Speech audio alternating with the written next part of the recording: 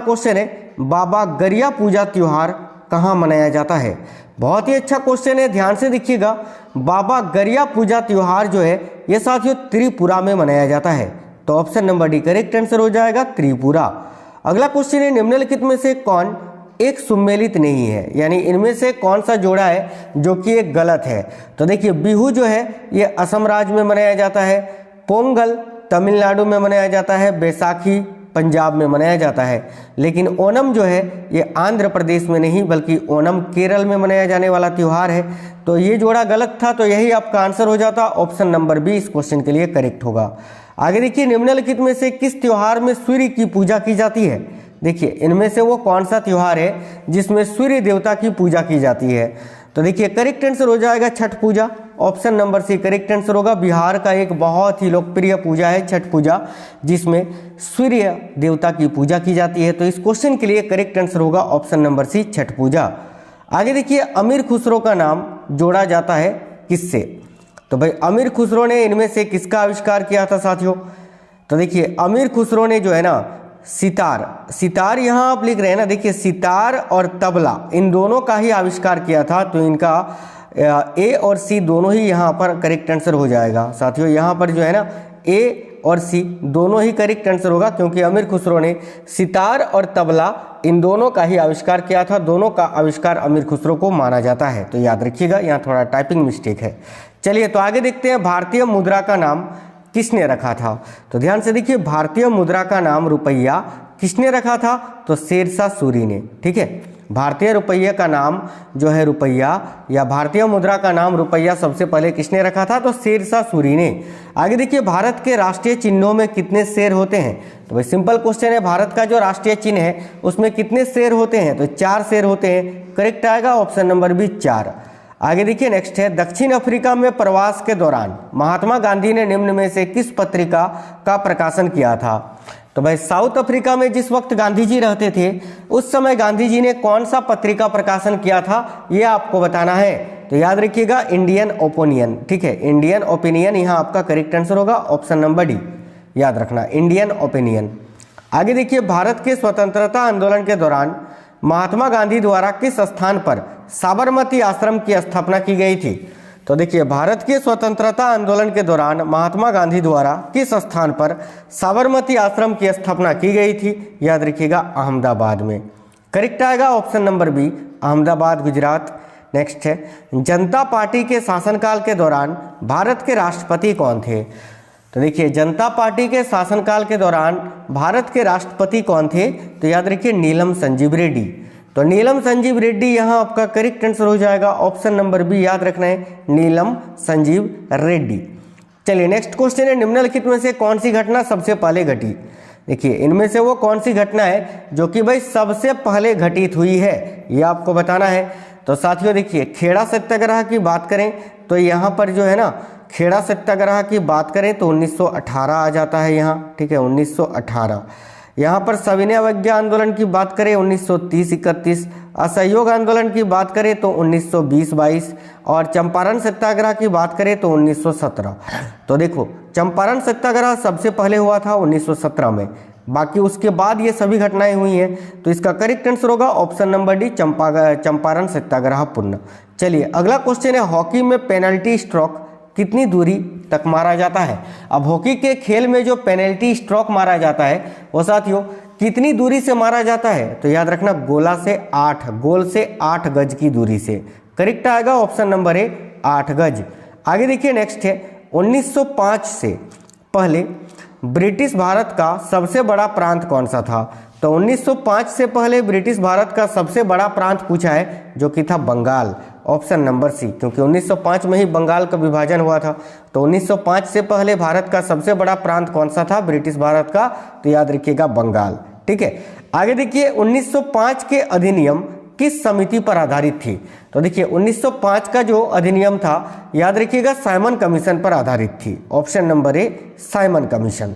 अगला क्वेश्चन है, यूनेस्को द्वारा विश्व के सबसे ज्यादा हेरिटाइना सिटी किस देश का शामिल है।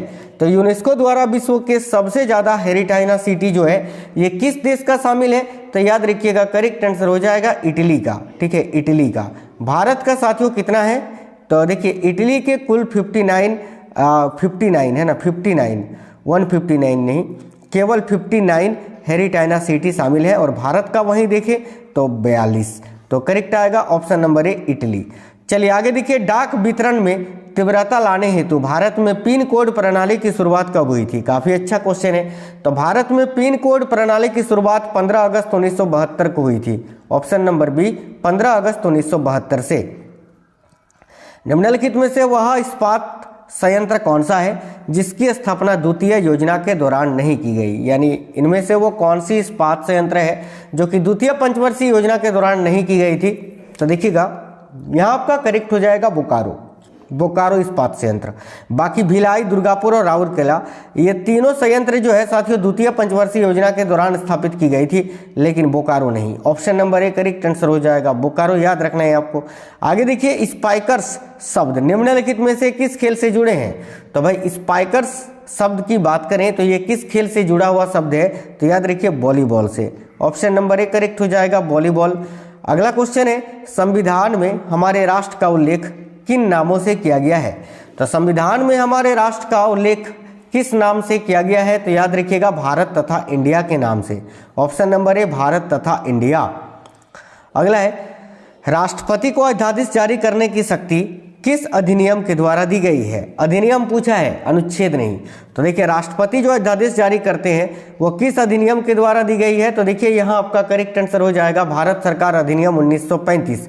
यही अगर आपसे पूछे भारत के राष्ट्रपति संविधान के किस अनुच्छेद के तहत अध्यादेश जारी करते हैं? तो अनुच्छेद 123 के अंतर्गत, आर्टिकल 1, 2, 3 याद रखना। आगे देखिए नेक्स्ट है, भारतीय संविधान में निहित मौलिक अधिकारों की अवधारणा किस देश के संविधान से ग्रहण की गई है? तो मौलिक अधिकारों की बात करें जो कि भाग 3 में वर्णित है और अनुच्छेद 12 से लेकर 35 तक में, अनुच्छेद 12 से लेकर 35 तक में मूल अधिकार यानी फंडामेंटल राइट्स के बारे में बताया गया है। और ये साथियों अमेरिका के संविधान से लिया गया है। ऑप्शन नंबर सी संयुक्त राज्य अमेरिका। अगला क्वेश्चन है, डॉक्टर भीमराव अंबेडकर का जन्म और मृत्यु कब हुआ था? तो देखिए बाबा साहेब अंबेडकर का जन्म 1891 में हुआ था और इनकी मृत्यु 1956 में हुई थी। तो करेक्ट आएगा ऑप्शन नंबर बी। चलिए नेक्स्ट क्वेश्चन देख लेते हैं। आगे देखिए अगला क्वेश्चन है, जंतुओं एवं पादपों के वैज्ञानिक वर्गीकरण से संबंधित विज्ञान की शाखा क्या कहलाती है?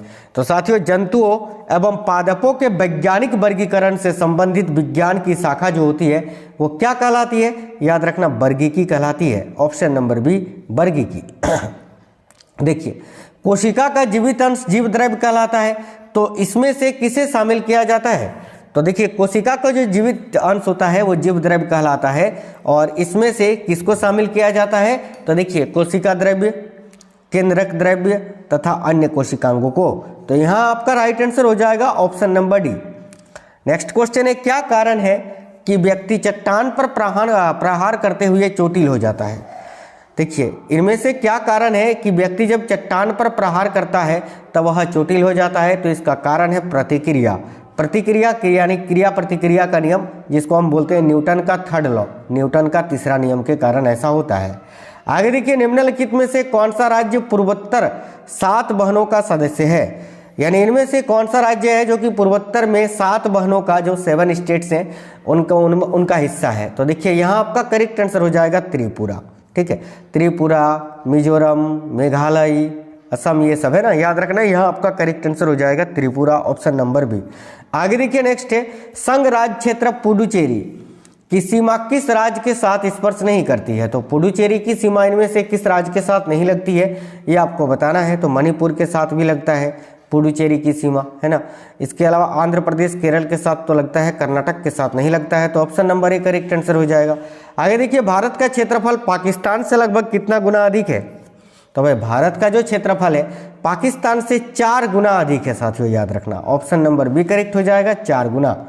अगला है, इंटरनेशनल राइस रिसर्च इंस्टीट्यूट में कहाँ पर स्थित है? तो याद रखना, इंटरनेशनल राइस रिसर्च इंस्टीट्यूट कहाँ पर स्थित है, यानी अंतर्राष्ट्रीय चावल अनुसंधान संस्थान कहाँ पर स्थित है? तो याद रखिएगा इस क्वेश्चन के लिए करेक्ट आंसर हो जाएगा फिलीपींस में, Manila, Philippines. Option number C इस क्वेश्चन के लिए करेक्ट आंसर हो जाएगा आपका। चलिए आगे देखिए, Laxmibai national college of physical education कहाँ स्थित है? साथियों काफ़ी महत्वपूर्ण प्रश्न है। तो देखिए Laxmibai national college of physical education जो है ये आपका कहाँ पर स्थित है, तो ग्वालियर में, Gwalior Madhya Pradesh, option number D. Next है मोहिनीअट्टम नृत्य रूप का विकास निम्नलिखित में से किस राज्य में हुआ है, यानी मोहिनीअट्टम किस राज्य का नृत्य रूप है, तो साथियों याद रखिएगा केरल राज्य का, ऑप्शन नंबर सी केरल। अगला क्वेश्चन है निम्नलिखित में से प्रसिद्ध वायलिन वादक कौन है, तो भाई इनमें से कौन एक प्रसिद्ध वायलिन वादक है, तो देखिए प्रसिद्ध वायलिन वादक इनमें से कौन है, तो याद रखिए professor TN. Krishnan, option number A correct हो जाएगा। नेक्स्ट क्वेश्चन है निम्नलिखित प्रसिद्ध नर्तकियों में से कौन ओडिसी नृत्य शैली की प्रतिपादक नहीं है, यानी इनमें से किसका संबंध ओडिसी से नहीं है, तो भाई संयुक्ता पाणिग्राही, सोनल मानसिंह, माधवी मुदगल, ये सभी जो है ओडिसी नृत्य से संबंधित है। लेकिन पद्मा सुब्रमण्यम जो है ना इनका संबंध भारतनाट्यम से है, भारतनाट्यम से, तो ऑप्शन नंबर बी करेक्ट हो जाएगा यहाँ आपका। आगे देखिए तानसेन सम्मान किस राज्य की सरकार ने शुरू किया था, तो भाई तानसेन सम्मान जो है ये किस राज्य सरकार के तरफ से दिया जाता है, याद रखिएगा मध्य प्रदेश की तरफ से, option number B MP correct answer हो जाएगा यहाँ आपका। अगला क्वेश्चन है मल्लिका साराभाई निम्नलिखित में से किसके साथ जुड़ी हैं, तो देखिए मल्लिका साराभाई की बात करें तो इनका संबंध शास्त्रीय नृत्य से है साथियों, करेक्ट आएगा ऑप्शन नंबर बी शास्त्रीय नृत्य।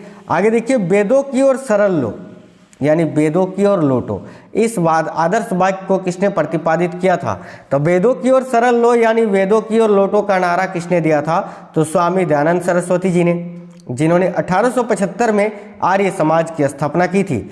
आगे देखिएगा पंडवानी किस प्रदेश का लोक नृत्य या लोक नाटक है, तो पंडवानी की बात करें तो ये छत्तीसगढ़ का साथियों लोक नृत्य या लोक नाटक है, तो option number C Chhattisgarh correct हो जाएगा। देखिए हुसरी और बिहुना किस प्रदेश के नृत्य के रूप है, तो हुसरी और बिहुना नृत्य कहाँ पर किया जाता है, याद रखिए पश्चिम बंगाल में, option number D correct answer हो जाएगा। पश्चिम बंगाल के लोक नृत्य हैं ये हुसरी और बिहुना, याद रखना है। वात्सल्य मेला प्रतिवर्ष कहाँ पर आयोजित किया जाता है, तो देखिए वात्सल्य मेला प्रतिवर्ष नई दिल्ली में आयोजित होता है, ऑप्शन नंबर डी नई दिल्ली। अगला क्वेश्चन है हर वर्ष दिसंबर महीने में होने वाला हॉर्नबिल उत्सव किस भारतीय राज्य का मुख्य उत्सव है, तो हर वर्ष दिसंबर महीने में होने वाला हॉर्नबिल उत्सव किस भारतीय राज्य का मुख्य उत्सव है, तो याद रखिए हॉर्नबिल महोत्सव जो है ये नागालैंड में मनाया जाता है, option number D Nagaland correct हो जाएगा। कौन सा हिंदू पर्व थारू जनजाति द्वारा शोक पर्व के रूप में मनाया जाता है, यानी इनमें से कौन सा एक हिंदू त्योहार है जिसको थारू जनजाति के लोग शोक के रूप में मनाते हैं, तो करेक्ट आएगा साथियों दीपावली, याद रखिएगा ऑप्शन नंबर बी दीपावली। देखिए छोटी तीज का त्योहार हिंदू पंचांग के अनुसार किस माह में मनाया जाता है, याद रखिएगा छोटी तीज का जो त्योहार है ये हिंदू पंचांग के अनुसार श्रावण महीने में मनाया जाता है, ऑप्शन नंबर बी श्रावण। अगला है दिल्ली के किस सुल्तान को उसकी उदारता के कारण लाख बख्श से पुकारा जाता था, यानी दिल्ली के इनमें से वो कौन से सुल्तान हैं जिनको उनकी उदारता के कारण लाख बख्श कहा जाता था, तो करेक्ट आएगा कुतुबुद्दीन ऐबक को, जिन्होंने 1206 में साथियों दिल्ली में गुलाम वंश की स्थापना की थी, याद रखना इन्हीं का ही उपनाम था ये लाख बख्श। अगला है चित्तौड़ में विजय स्तंभ का निर्माण किसने किया था, तो याद रखिएगा चित्तौड़ में विजय स्तंभ का निर्माण किसने करा था, तो राणा कुंभा ने, option number C Rana Kumbha correct हो जाएगा। इंडिया विंस फ्रीडम पुस्तक के लेखक कौन है, तो इंडिया विंस फ्रीडम पुस्तक के लेखक है मौलाना अबुल कलाम आजाद, याद रखिए मौलाना आजाद करेक्ट आंसर हो जाएगा। आगे देखिए प्राचीन पौराणिक और विश्वविख्यात हरिहर क्षेत्र का मेला कहाँ लगता है, तो प्राचीन पौराणिक और विश्वविख्यात हरिहर क्षेत्र का मेला जो है ये कहाँ पर लगता है, याद रखिएगा बिहार में, option number A correct answer हो जाएगा बिहार। आगे देखिए नेक्स्ट है जल्लीकट्टू नामक त्योहार किस राज्य में मनाया जाता है, तो भाई जल्लीकट्टू नामक त्योहार ये तमिलनाडु में मनाया जाता है। जिस वक्त तमिलनाडु में पोंगल मनाया जाता है ना पोंगल, उसी प्रकार ये जल्लीकट्टू भी मनाया जाता है तमिलनाडु में। संत कबीर के सम्मान में मगहर महोत्सव प्रारंभ किया गया था किस वर्ष में, तो देखिए संत कबीर के सम्मान में मगहर महोत्सव जो है ये 1990 में प्रारंभ किया गया था, करेक्ट आएगा ऑप्शन नंबर सी 1990। अगला क्वेश्चन है तीजनबाई किस लोक नृत्य गायन से संबंधित है, तो भाई देखिए तीजनबाई की बात करें तो इनका संबंध किस लोक नृत्य गायन से है, तो पंडवानी से, याद रखिए ऑप्शन नंबर है पंडवानी। अगला क्वेश्चन है बच्चा नगमा किस राज्य के पुरुषों का प्रमुख लोक नृत्य है, तो देखिए बच्चा नगमा की बात करें तो ये किस राज्य के पुरुषों के द्वारा मनाया जाने वाला त्योहार है या लोक नृत्य है, तो हिमाचल प्रदेश के द्वारा, option number B correct answer हो जाएगा।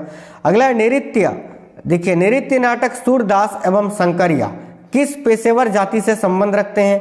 तो सूरदास एवं शंकरिया किस पेशेवर जाति से संबंध रखते थे? तो देखिए करेक्ट आएगा भवाई से। साथियों आज की इस क्लास में रेलवे के लिए बहुत ही महत्वपूर्ण क्वेश्चंस थे रेलवे परीक्षा के लिए। तो आपको क्वेश्चंस कैसे लगे हैं कमेंट बॉक्स में बताइएगा। क्लास को एक लाइक और शेयर अपने दोस्तों के साथ जरूर कर देना साथियों। मिलेंगे नेक्स्ट वीडियो में, तब तक के लिए जय हिंद, वंदे मातरम।